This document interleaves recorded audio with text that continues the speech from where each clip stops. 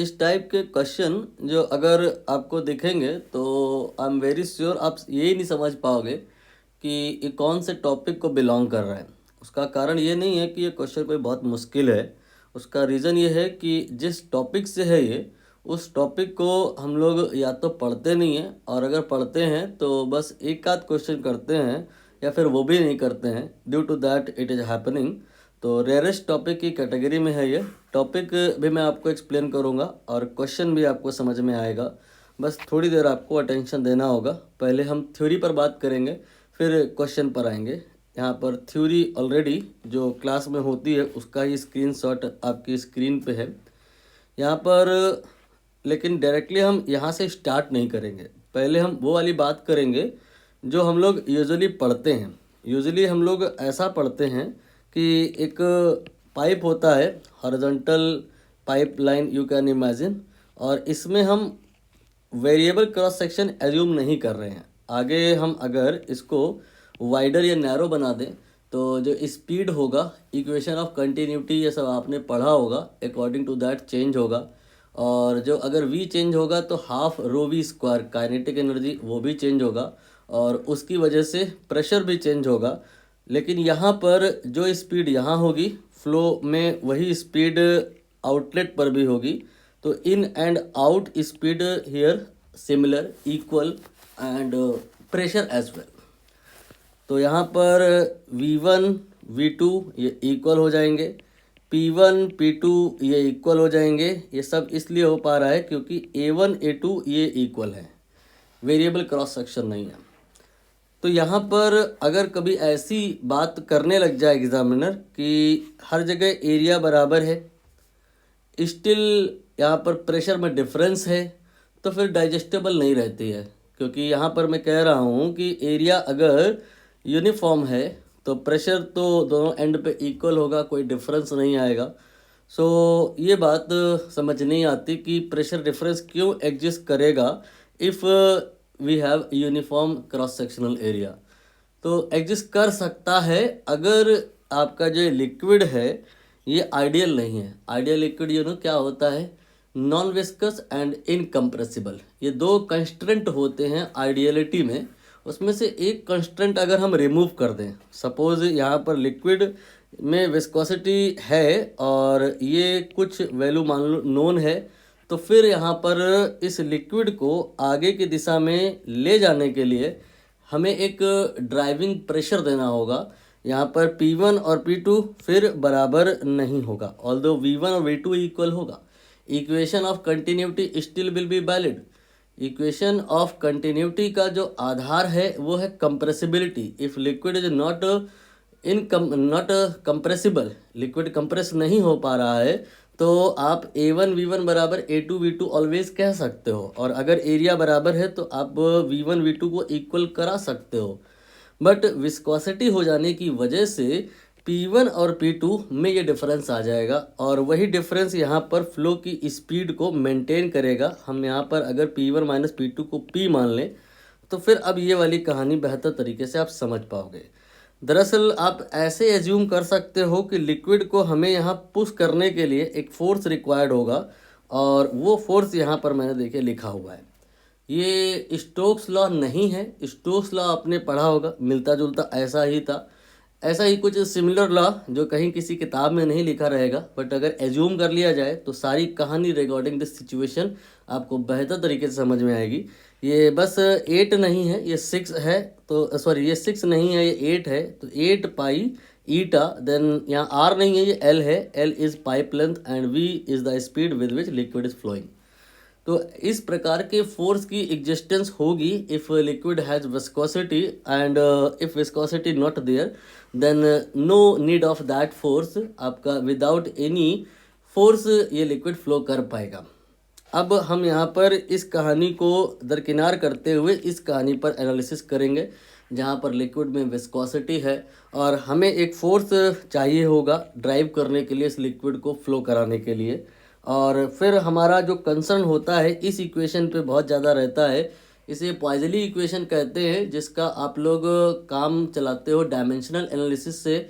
लेकिन आप समझ पाओगे इस क्वेश्चन के माध्यम से कि या तो हम इसको याद करके जाएं, नहीं तो फिर हम यहाँ पर पूरा कंप्लीट जो कहानी है ये आप समझें, ये आप समझें, तो फिर क्या होगा कि सारा कुछ आप अगर एग्ज़ाम में चाहोगे तो कनेक्ट कर पाओगे, कुछ भूलोगे तो आप याद कर पाओगे।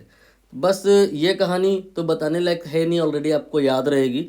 बस ये कहानी आप याद कर लो, then you will be able to derive the expression for flow rate. यहाँ पे क्यू क्या है? Flow rate. Flow rate I hope आप समझते होगे। ये जो ए और वी होता है, जिसका जो प्रोडक्ट आप कहते हो कांस्टेंट रहेगा in all circumstances whether liquid is viscous और नॉट, यही फ्लो रेट होता है। सिग्निफिकेंस होता है यूनिट टाइम में कितना वॉल्यूम फ्लो कर रहा है। You can say v divide by T. v here is volume, t is time. Now हम यहाँ पर इन दोनों इक्वेशन की हेल्प से इस इक्वेशन को अगर बनाना चाहते हैं तो कैसे कर सकते हैं? Think about that. कोई मुश्किल बात नहीं है। डायमेंशनल एनालिसिस हम यहाँ पर नहीं लगाने वाले हैं, क्योंकि उससे ये पाई और 8 के फैक्टर नहीं समझ में आएंगे कि कहाँ से आएंगे। तो यहाँ पर हम इस इक्वेशन को अगर बनाना चाहते हैं तो not a big deal for us, only we have to do what, v को यहाँ से एलिमिनेट करना होगा। तो इस जगह v के स्थान पर हम यहाँ से जो v निकालें q बाई ए आएगा वो यहाँ रख देंगे। इस जगह पे हम v का वैल्यू रखने जा रहे हैं, देखते हैं क्या होता है। तो ये आ जाएगा f equal to 8 pi eta then l, और इसके बाद में v का वैल्यू हो जाएगा q डिवाइड बाई ए। और जो आपका फोर्स होता है, यू ऑल नो, ये होता है प्रेशर मल्टीप्लाइड बाई एरिया। और अब यहाँ से आप सॉल्व करोगे और एरिया का वैल्यू पाई आर स्क्वायर रखोगे, you will get this result which is not a big deal for you. इस बात तो आप अच्छे से कर ले जाओगे। ये तीसरी कहानी है रेनॉल्ड नंबर की, उसे हम इस क्वेश्चन में डिस्कस नहीं करेंगे। लेटर ऑन कभी रिक्वायरमेंट होगी अगले क्वेश्चन में तो कर लेंगे, बट यहाँ पर हम इसी क्वेश्चन से, इसी फॉर्मूले से काम चला लेंगे। अब आइए आप क्वेश्चन में बेहतर तरीके से आपको समझ में आएगा। 2 ट्यूब आपने लेनी है। एक आप ऑलरेडी बनाए थे, चलिए मैं वही फिर से बना देता हूँ। और एक और ट्यूब लेनी है, और क्वेश्चन के अकॉर्डिंग यहाँ पे जो दोनों ट्यूब है वो एक ही रेडियस की नहीं है, ठीक है। तो जो दूसरी वाली ट्यूब है वो आप थोड़ी कम ज़्यादा करके बना लो, पतली मोटी बना लो। मैं एक काम करता हूँ, पहली वाली ट्यूब को थोड़ा मोटा कर लेता हूँ और दूसरी वाली ट्यूब को आप थोड़ा पतला कर लीजिएगा। यहाँ पर दूसरी वाली ट्यूब मैंने पहली वाली ट्यूब के साथ सीरीज़ में अप्लाई कर दी है। क्वेश्चन में ऐसा ही बोला गया है, आप देख लीजिए, ये वर्ड सीरीज़ में अप्लाई किया है। और ये जो लिक्विड है इस प्रश्न में कहीं पर मेंशन नहीं है, बट आप यहाँ पर ये जो लिखा है कि P1 and P2 are the pressure differences across the tube, मतलब इसमें यहाँ पर इस ट्यूब में हम पूरी की बात नहीं कर रहे हैं, सिर्फ इसकी बात कर रहे हैं। तो एरिया तो कहीं चेंज हो नहीं रहा है, स्टिल प्रेशर डिफरेंस P1 पाया जा रहा है। ये अगर है पिक्चर में, इट इंडिकेट कि डेफिनेटली यहाँ पे विस्कोसिटी है, and same logic will be दियर। तो ये कहानी आइडियल लिक्विड की तरफ नहीं है, ये कहानी विस्कस लिक्विड की तरफ जा रही है। यहाँ पर प्रेशर का डिफरेंस P1 है और दूसरे वाले ट्यूब में प्रेशर का डिफरेंस P2 है।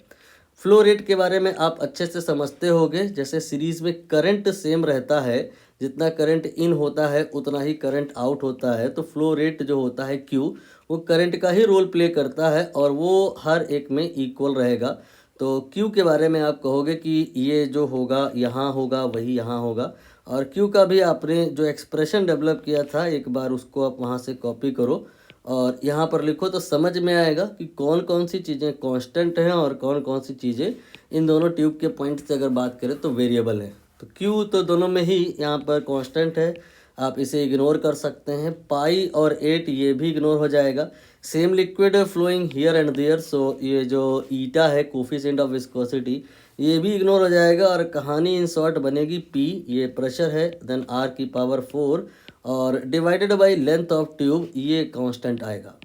आपको अगर ये बात समझ में आ गई है तो अब इस क्वेश्चन में ज़रा सा भी एफर्ट नहीं करना होगा, ऐसे ही आंसर आएगा बहुत आसानी से।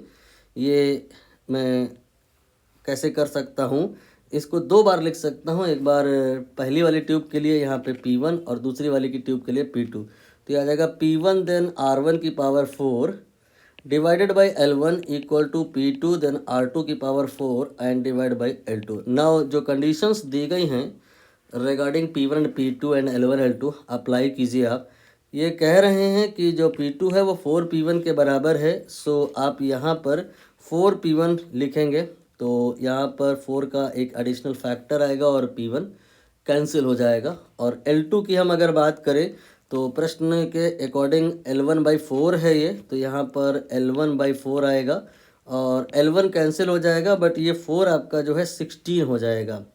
यहाँ पे 16 R2 की पावर 4 जो आएगा that will be equal to R1 की पावर 4। और अब आप देखो यहाँ पे निकालना है हमें R2 in terms of R1। सो हम लोग यहाँ से R2 की पावर 4 निकालेंगे, तो R2 की पावर 4 जो आएगा दैट विल बी R1 की पावर 4 एंड डिवाइड बाई 16। इस इक्वेशन की पावर आप 1/4 कर दीजिए, तो ये 16 की पावर 1/4 ये 2 आ जाएगा। तो R2 फाइनली यहाँ पे R1/2 आ जाएगा। डी ऑप्शन यहाँ पे करेक्ट होगा।